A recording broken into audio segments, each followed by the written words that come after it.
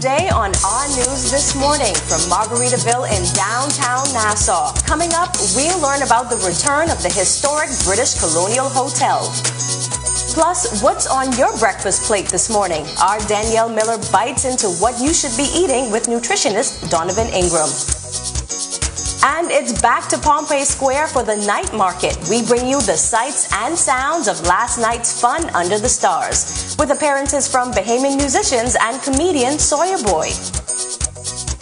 On the Road to 50 continues with a spotlight on the women's movement and the leaders that helped pave the way. Our news this morning comes your way right now.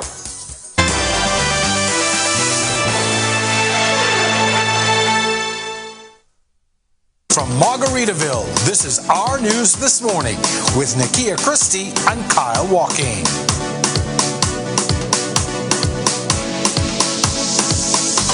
Bahamas, and welcome to a brand new day of Our News This Morning. Thank you for waking up with us. I'm your host, Nakia DeVoe Christie, and we're so happy to have you in our company again.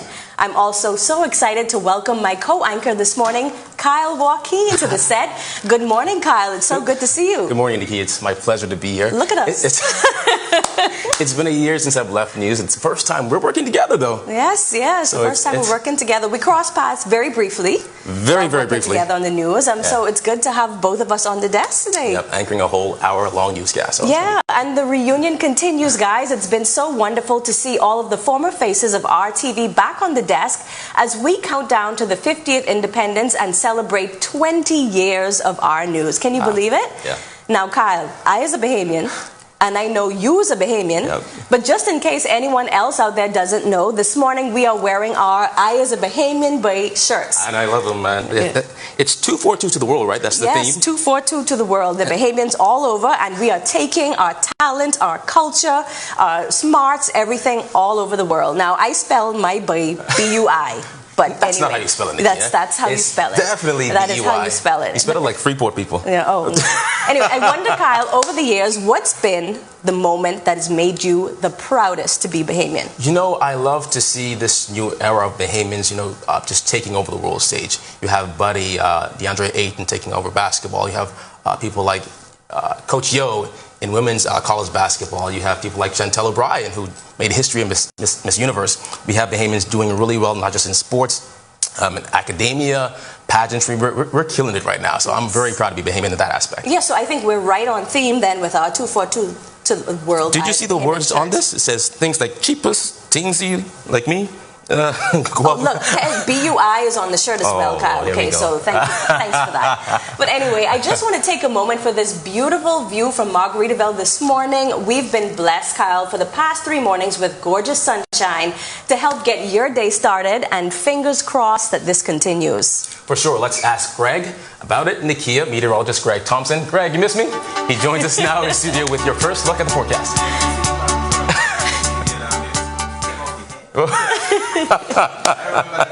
Yep. It was me. Yeah. But how you doing? Everything is well? I'm good, man. How about yourself? This morning. Yes, sir. You as well. Yeah. Back to the weather. Of course, it is a beautiful morning outside. I'm taking a look at the harbor. Water is very nice out there, nice and calm. Few clouds outside, and it's going to remain that way for the rest of the morning. But we do expect some sunshine later on. But we are settling into the upper 70s right now, 79 degrees outside our studios. And of course, the winds, as I mentioned, are light. They are out of the east-southeast at 5 knots. Your relative humidity at 77%. Sun rose at 6:24 this morning, so if you haven't gotten outside, it's a little bright outside. And your sunset time is going to be at 8:03 this evening. Taking a look at our satellite view, right now it's quiet across our area. We have a lot of dry air mass over most of the islands. We still have that mid to upper level disturbance just to the east of the Bahamas. That's bringing some moisture across the southeast Bahamas later today. And there is a tropical wave. You don't see that on the satellite picture. We'll show that later on in the newscast. But the northern edge of that tropical wave is going to interact with this upper level low, and that's going to spark some more showers and thunderstorms across the southeast and portions of the central Bahamas later on today. But all in all, dry air mass, warm temperatures, lots of sunshine. And as we've been mentioning for the last couple of days, we're asking you residents, if you plan on doing anything on outdoors, take frequent breaks, because we expect heat indices in the triple digits, and that's not going to be good for people who have these stressed symptoms with the heat. And of course, drink lots of water, not the mimosa that we were talking about yesterday, but lots of water. And of course, for the remainder of the week, that high pressure ridge will remain in charge. So we're looking for those very warm temperatures for the remainder of the week, and those heat indices will continue through to triple digits through the weekend and possibly even into next week for our independence celebration. But that's how things are shaping up this morning. I hope you enjoy the rest of your day. Back to you guys. Thanks so much, Greg. That sounds good, but we'll check back with you later for your extended look at the rest of the week.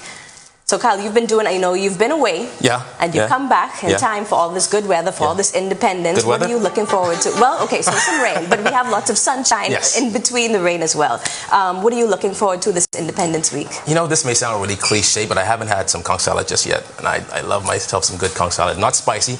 I'm not one of those Bahamians who when they eat the conch salad. I like mine nice and simple, But I just want to go chill on the beach and have some conch salad and, relax, Yeah. I like the sun. I'm a beach guy. Yeah. So I want to just sit on the beach in my trunks and enjoy it. You going to do any of the Bahamian independence activities? Don't judge me. I've never done the tattoo. I've never done the beach retreat. I've never done any of that. So this might be the year for you. This is the year, 50. Okay. I'm going to give it a go. Well, we're just getting started with Our News this morning. It's time now for your first run of the headlines.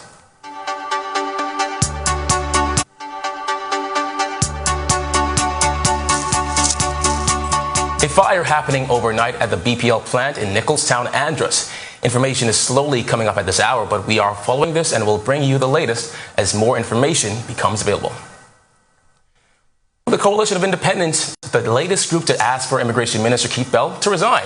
This after Bell was recently caught in a viral audio clip granting citizenship to 3 people at a funeral. Members of the fringe political group taking their demonstration to the office of the Prime Minister, where COI leader Lincoln Baines showed Our News a letter addressed to Prime Minister Philip Davis demanding Bell's termination. Say they are not concerned about flooding at the site for a new hospital on New Providence. Our News recently learned the property is situated between the 6-legged roundabout and propel track. Health and Wellness Minister Dr. Michael Darville. We beg to disagree. The environmental impact assessment has been very favorable for the location. In front of the location, there is some wetlands that we are concerned about. But of course, we intend to ensure that that is not disturbed. And we are focusing on the high ground, which falls within the 45 to 50 acre plot that has been allocated for the new site. And another big opportunity for the Our TV production team with a partnership with the Ministry of Youth, Sports and Culture to broadcast the Bahamas Games, held from July 7th through the 15th. The games are returning for the first time in 20 plus years, Nakia, and will be carried live on channel 212, 243, and 244. Here's Cable Bahamas Vice President of Media, David Burrows, and TV Operations Manager, Jahali Swan. Rev Media will be focused on basketball, volleyball, and swimming. And of course, swimming is our forte. We've been doing it for a number of years. And now we're adding basketball and volleyball to the mix. We deliver everything that we do with pure excellence. While we're some of the younger folks here in the game, we understand broadcasting and we're passionate about it. So I assure you that the public will be the ones that will benefit for what we're about to deliver. Well, despite the slew of independence events heading into July 10th, Sports Minister Mario Boleg is inviting residents to come out to the games. Let's come together. It's our games, it's our nation, it's our sports. Let's come together and unite this nation through this various sporting discipline and become one Bahamas in this 50th independence celebration of our anniversary. Well, thanks for that, Kyle. What a wonderful way to highlight our journey, right, with Bahamas Games. Well, for sure, I got to ask you, though, are you swimming? Kyle. Sheep Runner, Long Island, Olympian, it just seems right? I participated in the last Bahamas Games. I swam for Long Island, and I'm a little offended that nobody came to ask me this year. So I'm still waiting, right? We still have a chance. I'll find a swimsuit I could fit in. I can still swim for Long Island. Sheep Runners all the way. Let's go, Long Island. That's what I'm talking about.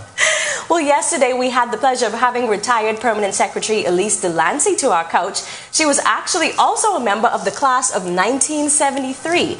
If she's up with us this morning, good morning, Ms. Delancey. We are sending you some Our News This Morning love. But Kyle, just hearing her perspective perspective about that time was inspiring for me. And could you imagine graduating 50 years ago? No. That was a time when the country was making that integral step, that, historic step. Can you imagine? But I've had the opportunity, the blessing to speak with so many people who've been on Clifford Park that morning. One in particular described, the night being still, no wind at all when the Union Jack came down. And as soon as the Bahamas flag went up for the first time, a gust of wind came and blew it. And so you hear stories like that and you get inspired, So, we're definitely a blessed nation, and I'm looking forward to celebrating 50 years. Glad to be here to see it. Yeah, for sure. I'm happy you came home for that. Now, this is the time of the morning that I get hungry. Quick question for you. Breakfast or lunch? Which one do you have to have? I'm a breakfast guy. You know the Snickers commercial, you knock yourself when you're hungry? I can't function without breakfast. I have to have a big breakfast, And I'm a tea guy. I don't drink coffee. I drink tea. I'm from the island, so I drink tea for everything. Okay, well, we're also curious about what you all out here will be having for breakfast this morning. Well, yeah, Our News This Morning correspondent Danielle Miller joins us now live with a check on what you should be having for breakfast. Danielle, good morning. Good morning, Bahamas. I must say, Kyle, that you're very mature, that you take your breakfast very seriously, because we're still struggling on this side to do that. And I will be honest, throughout the day, as the schedule gets busy, I kind of fall down on my eating habits. So I'm happy to have my friend Donovan Ingram to help me out in the morning and remind me that mindful eating should be at the top of my breakfast list, and so should it be at yours and your family. Take a look.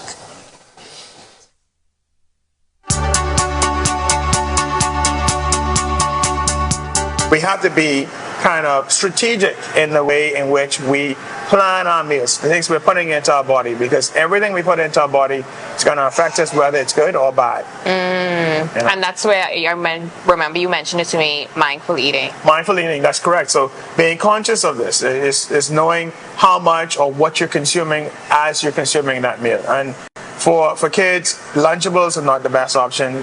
Potato chips, hot dogs are not always the best options. But if it is the Lunchables, then make the homemade Lunchables. Maybe a fresh, whole turkey, carve it down, have some turkey slices, still add the cheddar cheese, but make sure there's lots and lots of fruits. Make fruits a thing of the household. Make it whereas you as the adult, the parent, you're seeing to consume fruits and vegetables. You're encouraging kids to consume fruits and vegetables at home. When they're at school, it makes that reality of wanting fruits and vegetables more realistic for individuals who are young. And then it's like a practice that you embed in them for years to come. And it can be fun preparing meals at home. When I do get the time to cook at home, I really enjoy it. I put on my golden oldies music and then I just get to it. I think golden oldies music makes the flavor of the food better. But thank you so much, Donovan. Spice in it all. Yeah, that little soul. Let's put it all in there. But thank you so much, Donovan. It's always a pleasure to wake up with you in the morning. Same, Danny. And thank you. And this has been Our News This Morning. Great tips there. Both of us are parents, so we need to be keeping an eye on what our kids are eating. Thanks. And we will be checking with Danielle and Donovan a little later for more nutritional hacks. And on the road to 50, we'll give you an up-closer look at our national symbols in our moments. Plus, your mid-morning run of the headlines, and Mix and Mingle is back with day 2 of the Independence Night Market. Stay with us. Our News This Morning is back right after this.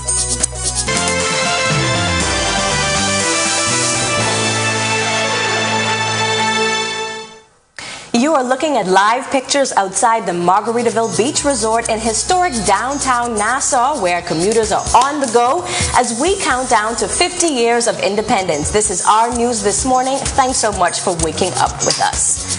Well, the British Colonial Hotel has been closed for months, but if you're a fan of the hotel like I was, no need to worry. We have some good news for you. We're learning that there are some major plans in the works for the historic property. That's right. In fact, millions of dollars have already been spent on upgrades to get the resort open. With more on how it will complement the already bustling site here at the Point is Berthany McDermott. Good morning, BJ. Good morning, guys. Officials at the British Colonial Hotel are calling it something special, and we got a sneak peek of what's to come. These 4 components are all going to work together as sort of one cohesive unit, so people can book into Margaritaville, and they'll be able to use all the amenities over at British Colonial. At British Colonial, they'll be able to book there and use all the amenities at Margaritaville. British Colonial Hotel Managing Director Craig Martin is calling it a unique setup with many different features. Martin says the plan is for the British Colonial Hotel and Margaritaville to share the parking garage and entertainment center. They'll be able to walk from Margaritaville through a wholly decorated walkway that gets over to British Colonial, which will tie British Colonial into the new parking garage, because some people might remember before the Margaritaville Hotel was here, which where we're sitting right now, there was a big parking lot here.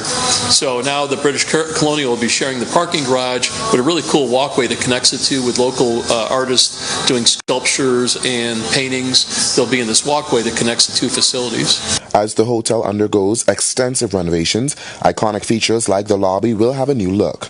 Everybody remembers the old iconic lobby in the British Colonial, the big dome vaulted ceilings. So the whole lobby is getting a complete renovation, new floors, new ceilings, and obviously new paint jobs with it, new front desk areas. So the experience for the guest will be just brand new coming into the building. The hotel will also get 5 new restaurants, 2 brand new swimming pools, new bars, and a new coffee shop. As for the popular meeting spaces, all the ballrooms, the 15,000 square foot of meeting space will be completely renovated with all new walls and coverings and chandeliers and new carpeting.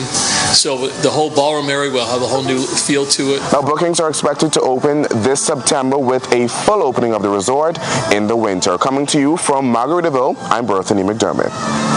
Thank you for that, Berthany. Well, some exciting plans there for the British Colonial. Good news, it's back. I'm pretty excited to see it reopen. I remember doing the story when it closed, and it was so sad, but it's good to see people finally getting back to work at the Hilton. Yeah, no, we'll have 2 hotels there right downtown again. It's great news. And remember, we'll be bringing you more from around the resort this week and keeping you up to speed with what's happening around town as the countdown to 50 continues. Yes, and one of the exciting events we've been following the past few mornings has been the Independence Night Market.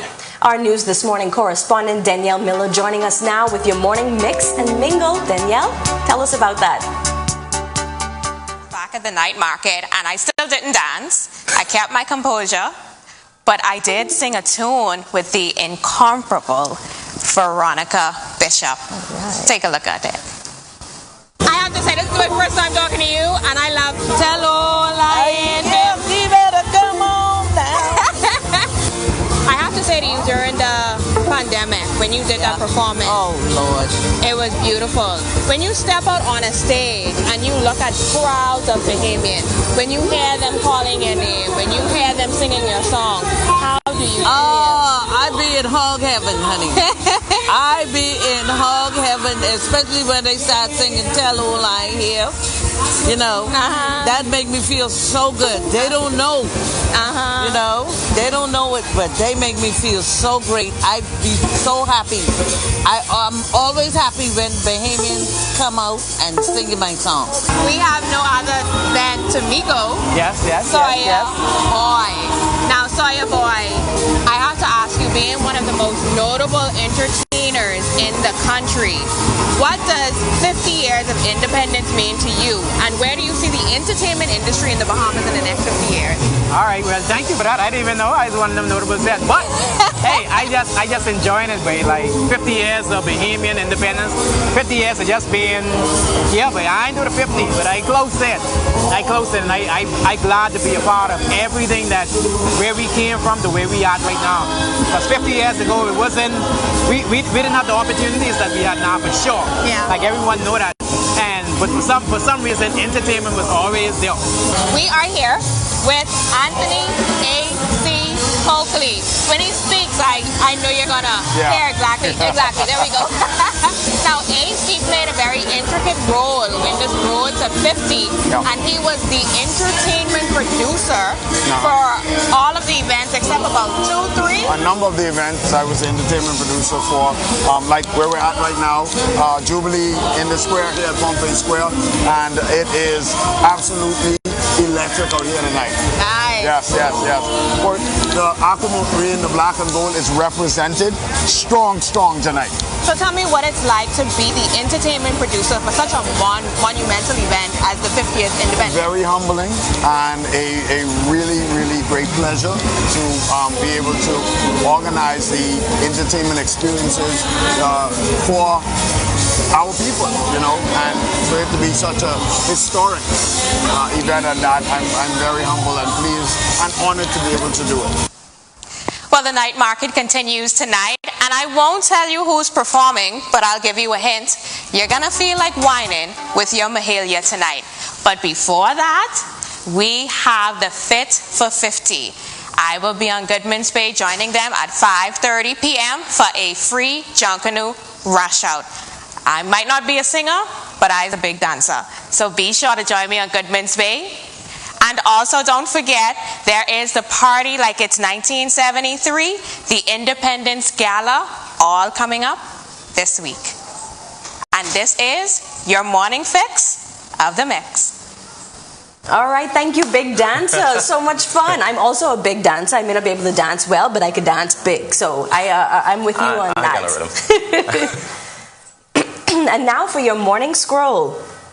No license, then don't use national symbols. National Security Minister Wayne Munro warning against the unsanctioned use of Bahamian national symbols. Officials announced that people can now apply online for licenses to use them. This one was quite interesting to see, especially as we've got a highlight of those symbols coming up in a moment. Well, yeah, that means you can't be putting anything on the flags and all that stuff, right? Just keep it nice and simple, right? Right. No tattered flags, all of those things. Now, well, these young Grand Bahamian entertainers preparing for independence celebrations also coming up in our stroll this morning. What a performance. And it's only a rehearsal. Shout out to that group. We can't wait to see them in full swing. Oh, look at that. They get more rhythm than me. And if you're among thousands of Rake and Scrape fans, then this poster is trying to get your attention about the best of Bahamian Rake and Scrape right in time for our 50th independence. It's mixed by @Slanks and is available now on SoundCloud. Also, Nassau Paradise Island says there's perhaps nothing as quintessentially Caribbean as conch and nothing as refreshing and delicious as fresh Bahamian conch salad on a sunny day. That's what I was talking about earlier. They're also helping you our visitors discover all the ways you can eat conch. Oh, I hope you get some soon. Soon. And this random thought from a friend of the show, Joey Gaskins Jr., he says there's something about peas and beans that's so comforting. Bahamian peas and rice and pea soup, and he lists off a number of other ways it's prepared. He says just warm and comforting. You know, I'm a beans and rice kind of gal from Long Island, so I enjoy beans and rice over the peas and rice. Yeah, when it comes to the pea soup and dumpling, the dumpling got to be in there. Yeah, for sure. And nobody can make it like the Devonski people, but I'll leave it at that, you know. No fighting. Well, this one from Mr. Kingston242, also on point. He says Bahamian car horns really is a language. 2 quick honks mean thank you. 5 quick honks means, hey, what you saying? I see you. 1 honk means move, please. And of course, he goes on. But isn't it true? It's definitely true. I always say that we talk with the horns. I have a problem with those who honk like as soon as the light turns green. Like, it ain't even green yet. But that's the Bahamian way as well. And Tourism Today introducing users to a sweet Bahamian tradition since 1928, Mortimer candies. Certainly a staple Bahamian product. For sure. Then writer and social commentator Ashley Shawn Roll, whose work has been featured on CNN, The Huffington Post, and Our News, says her 50-day Bahamian trivia poll has come to an end. I took it and I think I got like 40 out of 50, so I was proud of myself. The Bahamian citizenship test took Twitter by storm, and she says the graduating class of 2023 has now earned the certificates. All right, certified.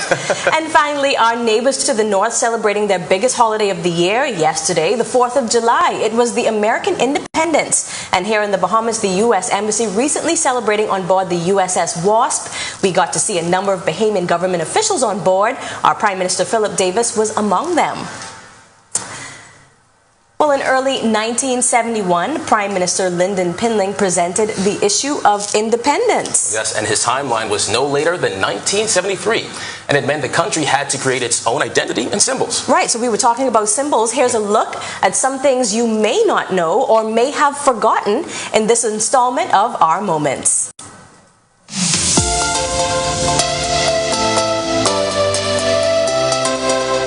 In the December of 1972, the Bahamian and British governments convened the Constitutional Conference in London and produced the new Constitution. This Constitution became the supreme law of the Bahamas, based on democracy, freedom, Christianity, and the rule of law. As the official date of independence drew near, national symbols were needed to replace the British national regalia. The coat of arms created by Dr. Hervis Bain, bearing the words "Forward, Upward, Onward, Together," a rallying cry for the people. The crest comprises the light pink conch shell, a symbol of our natural beauty, wavy palm fronds for the natural vegetation, and Christopher Columbus's Santa Maria. Bain also designed the national flag, the black equilateral triangle against the mast superimposed on a horizontal background. Black represents the vigor and force of a united people. The triangle pointing toward the body of the flag represents the enterprise and determination of Bahamians to develop and possess the rich resources of the land and sea, symbolized by the gold and aquamarine. Colors symbolic of the bright tropical region of sea and sun. Accomplished Bahamian musician Timothy Gibson submitted his 1969 creation, March on Bahamaland, and two others for consideration for the national anthem. The new anthem to replace the familiar British God Save the Queen. On the morning of July 10th, Gibson's composition became a new symbol of pride for a new nation. The yellow elder, selected as the national flower with its distinctive, brilliant yellow blossoms and seed pods. Trees can reach up to 20 feet, blooming between December and October. The unmistakable, slender, long-legged, long-necked, rose-pink water bird with black-tipped wings, known as the flamingo, was selected as the national bird. Described as gregarious, wary, and seldom allowing people to approach, it wades in and out of shallow water and sits with a dancing movement. The national fish chosen is among the largest and most recognizable in the world. The blue marlin is a standout with its cobalt blue and silvery white body. Its spear-shaped upper jaw makes it a unique ocean find. The largely predatory fish is often in waters off Bimini and the southern Bahamas. It's a favorite among sports fishermen. Found on the Bahamian $100 bill these days, the term marlin is used to refer to the note itself. The name means the tree of life. The lignum vitae is described as the most famous of the blue-flowered Bahamian trees. The extremely hard and heavy self-lubricating wood is especially adapted for bearings and bushings of propeller shafts on steamships. Also widely used for bearings in steel mills, bowling balls, and pulleys. Oh, interesting report there. When our news this morning continues, we've got a check on headlines in your mid-morning run. Plus, our reflections continues with fond memories of independence and a look at women's rights 50 years after. And a cultural gatekeeper sits on our couch. We'll give you a hint. He used to be chairman of the One Family Junkanoo Group. Okay, we'll allow him. Our conversation dives into our cultural identity when our news this morning continues. You are looking at live pictures outside Margaritaville Beach Resort in the historic downtown Nassau. Commuters still on the go. You're watching Our News This Morning, and we are a go for your mid-morning run of the headlines.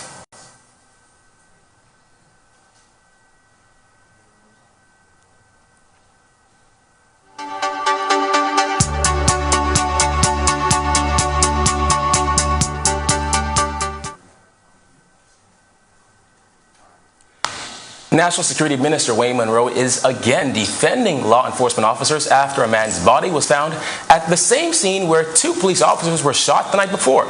Ahead of the weekly cabinet meeting, Monroe was asked if he was concerned police missed the body the night before.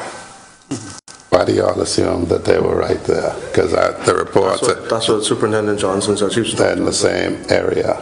The reports that I heard is that the young man's family went looking for him in that area and also didn't see him. So the same area is just that, the same area. Two officers were shot on Sunday night at an event on Marshall Road. They were later rushed to hospital. Early Monday morning, police were called to the same residence and found a lifeless body of 29-year-old Gareth Pythram. Police say he was at the same event. Monroe telling reporters he's awaiting a final briefing on the deadly incident. They went to the hospital, a unit responded, went to the area, found Spence, saw nothing else. In the morning, a body was discovered, no Spence anywhere near it. Without knowing exactly where it is placed, and one cannot know what the circumstances are. West Bay Street is in the same area of where we're standing now. St. Albans Drive is in the same area that we're standing now. Now to Grand Bahama, where a 20-year-old man from 8 Mile Rock is assisting police with a sexual assault investigation. Police tell us the victim is a 19-year-old Freeport woman who was attending a pool party at a home on Seaview Lane when the incident reportedly happened. Well, Exuma residents recently impacted by severe flooding on the island are getting lots of support. That's according to Acting Prime Minister and Area MP Chester Cooper, who explains some new challenges brought on by the flooding. One of the things that concern us now is the possibility of breeding of mosquitoes in the water that's been stagnant for some time. I've spoken with the minister responsible for the environment, and we are looking at providing more support for the local health and environment teams on the ground. Last month, Exuma residents faced hours of torrential rain, costing many residents their cars, furniture, and other home appliances. Following assessments, Cooper says he's working with the Ministry of Finance and Disaster Reconstruction Authority for additional support. We have gotten some private support from local businesses, and we have been able already to provide some preliminary relief by way of building supplies to some of the persons who were impacted. I promise to residents of Exuma that we're going to continue this effort until the job is done, and that is what we will do. To see that story again and for all the latest news, visit ournews.bs. And remember, you can also share your favorite stories right from the Our News Bahamas Facebook page. Much more to get to in a moment, but for now, were you able to guess who Nikia's got on the couch this morning? Hint, hint, he's a one family member about to talk to a Valley boy. If not, you're about to find out, Nikia. Thanks, Kyle. Well, he's considered a cultural gatekeeper, a patriotic Bahamian who has been involved in our greatest expression of Bahamian culture, Junkanoo, none other than the former chairman of the One Family Junkanoo Group and also the host of Junkanoo 242. I'm so happy that you woke up dead early this morning to come and join me on the Our News Morning Couch. Good morning, Nikki. When the last time I was up this early? Well, this is probably my favorite topic and probably Bahamians everywhere favorite topic, so I want to jump right in. Junkanoo. We saw the return of Junkanoo to Bay Street after the pandemic, right? 2-year hiatus. It was a difficult time for so many people. How did you deal with that? Listen to me. Pressure. Right, because you're so used to, you're so accustomed to, the months leading up to Junkanoo, to be in the shack, to be in and out doing so many other things, and then we got news of the pandemic, and we were hopeful that maybe we'd have time to do some things, and that didn't happen. I mean, waking up Boxing Day was like a nightmare. Like, what am I supposed to do? So but you got through it, and I think at that time a lot of us had an opportunity to harness new skills. For me, it was my writing. So, you got through it in that way. But it was really, really a joy to be back on Bay Street. Right. Now, you've had many years as a Junkanooer. We're both Junkanooers at heart, even though we're in different groups. You with One Family, and of course, me with the Best Valley Boys. I forgive you for that. But just tell our viewers, right? I don't think there's anyone out there that doesn't know. But just in case there's a visitor watching us or someone who's not familiar, tell everybody how serious Junkanoo is for us. Let me put it like this. Why would a man take his bed out of his room, put it on the porch, just so that he could have his costume in the shack, in his bedroom?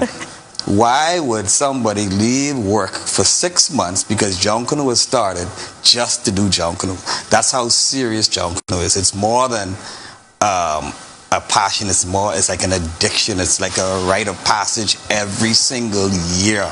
So Junkanoo is really who we are, and that's just how serious it is. Yeah. Now, you were the leader of a group, right? Yes. That's a great responsibility. And being a part of Junkanoo myself, I often wonder how leaders shoulder that privilege and responsibility of being the gatekeeper of our culture. You know, it's important because people just look at Junkanoo and they see what happens on Bay Street. But, you know, being a part of the leadership is also about mentoring people. It's about ensuring that your organization performs well as well, and that we continue to be our brother's keeper straight through the year. So there's a lot that you don't see on Bay Street, but so much happens in our community. So much happens in the lives of our individual members. So really, the responsibility is an awesome one. But you know, our organization, just like yours and all the others, take that very, very seriously. Yeah, and talk about what's being done on a national level to solidify our cultural identity. Do you think enough is being done, and what is being done? What are your thoughts on that? You know, I think that there have been so many there are so many people who take who we is as Bahamians very, very seriously, and you know, it's important that we continue to push the envelope and to demand more, because we want our culture to stand out when visitors come, but we also want it to stand firm for ourselves. So the way that I'd answer that is there's always more that we can do, and I just want to encourage all the cultural activists to continue to press, because being Bahamian is who we are, who we is, and that's it. And let's talk about how important culture is for everyone, right? For those people who may not be a part of a Junkanoo group, who is not, studying Bahamian culture, not promoting Bahamian culture. How do we, as just a general Bahamian, how do we continue to push culture, to tell the story of Bahamian culture? The Bahamas is a very, very rich country. There are so many stories for us to tell. You know, we have over 699 plus islands, reefs and keys, and each one of them have their own unique story to tell. And that's why it's important for us to know those stories, and to remember those stories, and relay those stories, particularly to our visitors and people who may not necessarily be Bahamian or may not know those stories. So it's important that our story is always told. And talking about, preserving the culture, Junior Junkanoo was established to do just that. Yes. How do we build on that and ensure that keeps the Junkanoo going? You know, Junior Junkanoo is supposed to be a feeder for the big Junkanoo, for the senior Junkanoo parades. So it's important for those people who are responsible for Junior Junkanoo to ensure that our children really learn the skills necessary to be a part of the senior parades. You know, I know parents get excited and they want to do their costumes for their children, but I think we're doing a disservice by doing that. Let the children learn on their own, because when they get to the big leagues, they'll be well prepared. And talking about those skills, right? I think if you're a Bahamian who only sees Junkanoo on Bay Street, right, I don't know if you have an appreciation for the skill. Right. For you and I and those who go into Junkanoo shacks and see what the costumes start as, right? A block of styrofoam, just some flat cardboard, and what they make it into. Talk about the skill. I mean, the level of talent that these people from all walks of life have. Wow. Not just educated people who went to university, and when I say traditionally educated. You know, a Junkanoo shack, I call it one of the grand levelers, right? Because whether I work as a maid in a hotel and you may be the CEO of an organization, when you get into the Junkanoo shack, 9 times out of 10, I may have a little bit more skill than you in the Junkanoo shack, right? So to speak. And, the skill necessary, a lot of it is innate and some of it is learned over time. But there's so many things that happens. I mean, the way those costumes are constructed, an engineer may come in there and say, how on earth did you do that? And a lot of it is informal training, but we learn it innately, and we learn it by trial and error. So those skills that we learn in terms of costume construction is it's phenomenal. Well, I would say the most talented people in the world. I'm always in awe. This is a kind of a hot topic. It could be controversial with the emergence of other forms of cultural expression. So we've introduced Bahamas Carnival now. Yeah. How do we promote the two so that the rest of the world understands what is Bahamian? Well, first of all, let's put this into perspective. Carnival is business, Junkanoo is culture, right? So they're two totally different things, and never between shall they meet, as far as I'm concerned, right? So from a Carnival perspective, I have no cultural connection to Carnival. I have a cultural connection to Junkanoo, because that speaks to Darren, it speaks to every Bahamian, it speaks to everybody that's a part of the entire Junkanoo process, not just the parade. So in terms of promotion, and I'll go back to something I said earlier. Let's tell the stories of who we are through the art of Junkanoo, because there's so many stories layered in this whole thing. So what you see on Bay Street is truly just a manifestation of what Junkanoo can do and has done. So in terms of promoting it, I would promote it by telling the stories of Junkanoo. Carnival, on the other hand, it's business. So let's just do it. Let's have fun. Yeah. All right. So I want to get a little reflective here, and I know this might be hard because you've been a part of so many Junkanoo parades. Yes. But do you have one fondest memory from a Junkanoo parade? Let me answer that like this, Nikhil. Every parade, I have this experience, right? Not just me, but because there are a group of us that do some things, and I'll share it in a minute. Every parade, I look to Christchurch Cathedral in that area, where I can never get right before the lineup, and I look forward to Elizabeth Avenue. And then in between laps, there's a group of men that we get together and we talk about the parade as it's happening. So we share Kool-Aid, drink cookies, right? But it's all, for me, it's always before the parade and during the rest stops that really make a difference, and that is something I hold dear to me, because there's a lot of camaraderie in the holding areas. Yeah, and it's a great community. Yes. A great community. Yes. Now, we are 5 days away in this countdown to 50 years of independence. What do you think the next 50 years of Junkanoo look like? We've seen major transformation over the years. Yeah. What do you think the next 50 years will look like? I believe that the next 50 years of Junkanoo, or for Junkanoo, will see a lot of groups being independent. Right now, there's so much. We're still dependent on the corporate community to provide for us to celebrate ourselves. I don't like that. I think a lot of us will become more independent. We'll form ourselves more so into companies, and so to speak, and that really promote the culture of our organizations, and in turn the culture of the Bahamas. All right. Well, thank you so much for your contribution to the culture, to Junkanoo, and thanks so much for joining us this morning. We'll see you, like Junkanoo said, see you in the morning. See you in the morning. We'd like to wish you all the best. Not too much of the best, but all the best. Too straight, ain't coming again. Oh, my goodness. Anyway. All right, you guys out there, don't go anywhere just yet. We continue with our breakfast plate segment and more nutritional facts for you working parents out there like me and like Kyle. We'll be right back.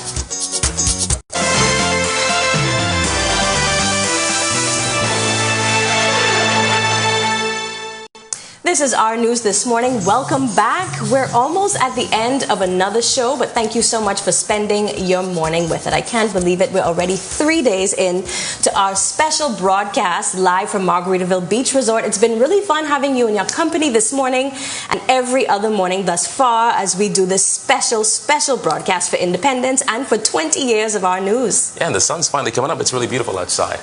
This has been an amazing journey. We're already halfway there, and there's still so much more to come. For sure, later this week, we'll have some big athletes here with us and some other Bahamians doing big things, repping 242 across the globe, right, like our shirts. So with that, we hope you'll continue waking up with us right here on Channel 212 and the Our News Facebook page. And just after our mid-morning run of the headlines, we learned about the women's rights movement and the life of an extraordinary Bahamian woman, former Attorney General Alison Maynard Gibson. Yes, her journey has been an inspiring one for many women and certainly Bahamian women in politics. And now to the work of another decorated politician, Dame Janet Boswick, which cannot be overstated, especially when it comes to the rights of women in this country. No doubt we've come a mighty long way, and it's due in part to her selfless contributions. Sasha Lightborn puts a spotlight on the story of a dame with a look back at her life. Her illustrious career started in service to the people of this country, working in the public service before making the leap to frontline politics. She'll tell you unabashedly it wasn't easy, not because she wasn't equipped or qualified, but because she was a woman, and not just any woman, but a black woman. Black women felt that, in the main, felt that politics was not a woman's business at all. It felt that you were there to support. And I was discouraged by the matriarchs of the Bahamas. Dame Janet Bostwick, born in 1939, became the first woman elected to Parliament. She was the first woman to serve as Attorney General and first woman to serve as acting Prime Minister. Despite those achievements, Dame Janet says the odds were against her. You had to fight against the rejection of people who felt that you had betrayed them, and at the same time promote those things which you felt and which we felt very strongly ought to have been promoted. She appeared on the On the Record show with Jerome Sawyer last month and spoke frankly about the women's suffrage movement, how it came about, and its purpose. Dame Doris Johnson was like in a position in class all by herself.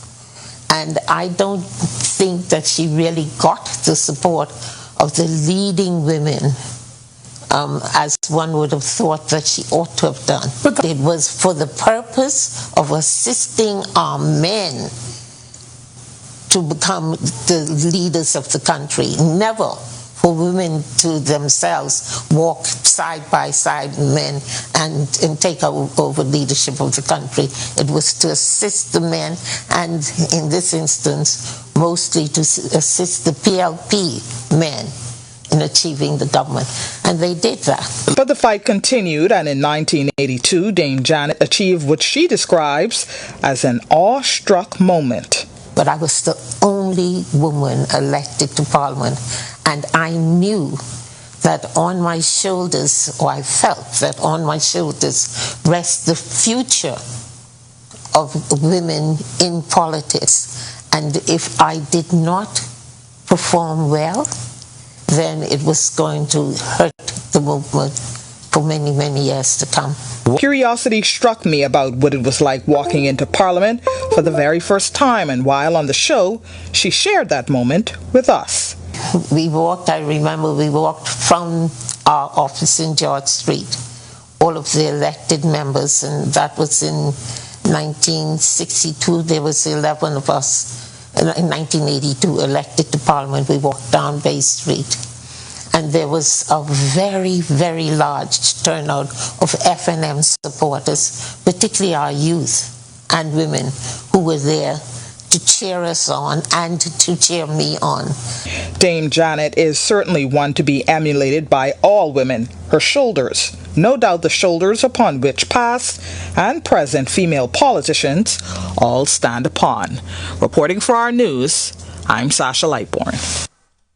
Wow, what a legacy and what an inspirational story. Absolutely. I've always been a fan of the Dame. She's so intelligent. It's always good to talk with her, pick her brain a bit. The people she's spoken to, people she's met. It's always a great time speaking with her. Yeah, she was a household name when I was a little girl, and it was so good to see her there, still strong, still talking, and still inspiring. Sharp as a tack. Yeah. Well, we've been learning a lot from nutritionist Donovan Ingram about mindful eating the past few days. And back with us again for a look at her illustrious career started. Our news correspondent, Danielle Miller. Danielle, I'm hungry. Me as well. And we certainly have been learning a lot from our nutritionist. And just when you thought he couldn't dive deeper into the pool of what not to eat and what to eat, he even gave us a detailed listing of what milks to use, including the secret behind what milk athletes use. Take a look.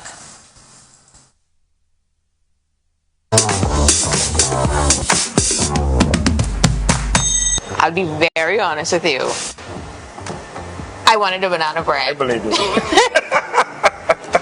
I wanted a banana bread, but the thing is, if I got the banana bread, in my mind, I feel like if I get fruits, it would make it better, right? Yes. And I think that's a conversation a lot of people have with themselves.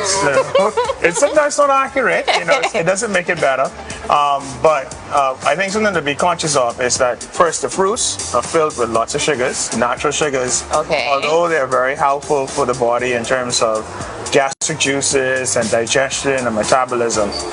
You also have to remember that the banana bread is also stacked with not only flour, but also sugar, Right. And then there's fats as well. So having that in combination with the fruits may not be the best thing. My suggestion would be to maybe, if you're gonna have the banana bread, just have the banana bread by itself with a cup of green tea, no milk, no sugar. That might be a little bit more effective.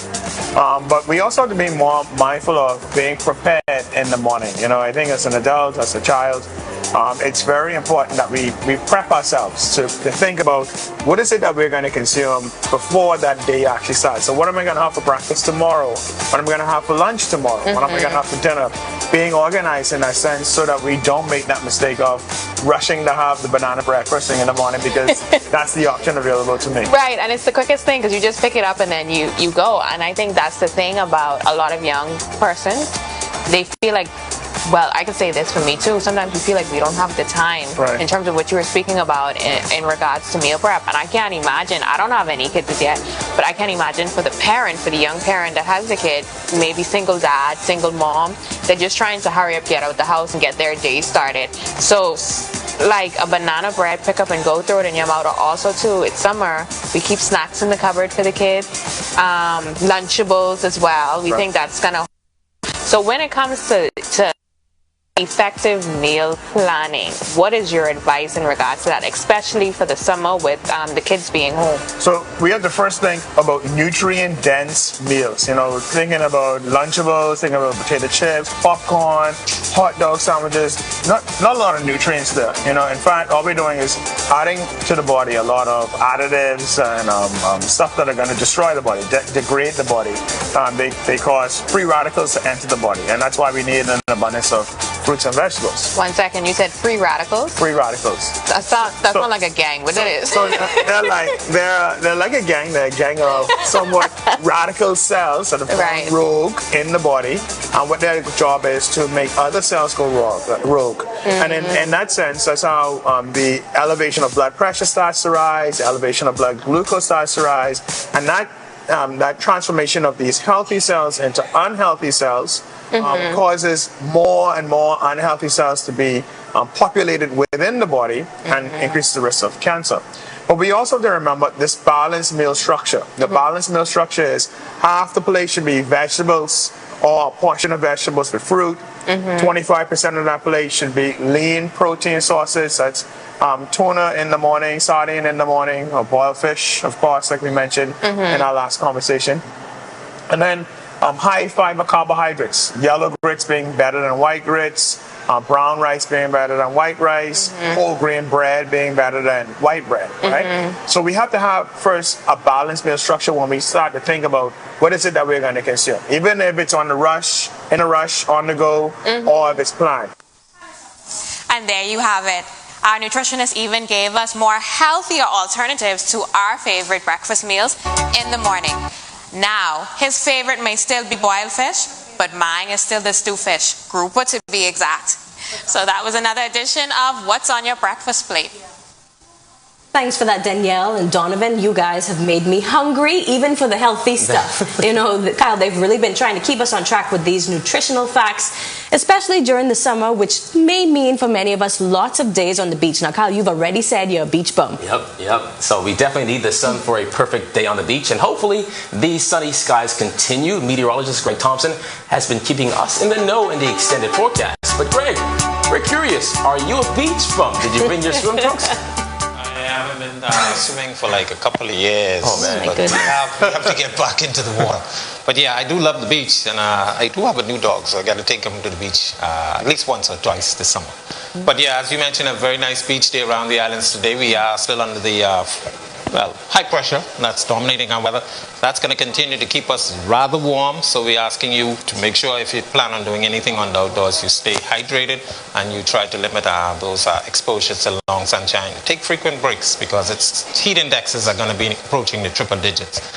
Once again, we do have that upper level disturbance just to the east of the Bahamas, and that's actually interacting with a very active tropical wave. We notice a lot of showers and thunderstorms stretching from the north coast of South America all the way up towards Puerto Rico. That will introduce some showers and some thunderstorms across the southeast Bahamas later today and into tomorrow as the system continues to track towards the west. And once again, the tropics are quiet right now. We don't have much in terms of any real strong activity out there, exception being that tropical wave. A couple other tropical waves moving off the African coast, and they're going to continue towards the west, but not much in terms of any organization at this time. Taking a look at boating forecast for the next day, we expect the winds to be out of the east to southeast at around 10 to 15 knots in the northwest and central Bahamas. They will fall light and variable at times, seas running 2 to 4 feet over the ocean. Your high tide is at 9:57, your low tide at 4:03 this afternoon. For the southeast Bahamas, caution flag still in place for you guys, east to southeast, 15 to 20 knots, seas running 4 to 6 feet over open waters. In your 7-day planner, we still have some showers in the forecast. It will continue through the weekend, and then next week we expect conditions to be improving, but those temperatures will stay rather warm for the next several days. Back to you guys. Thanks so much for that, Greg. And now to our special Next Independence segment called Our People. Yes, this series continues with the story of Dr. Desiree Cox. Take a look.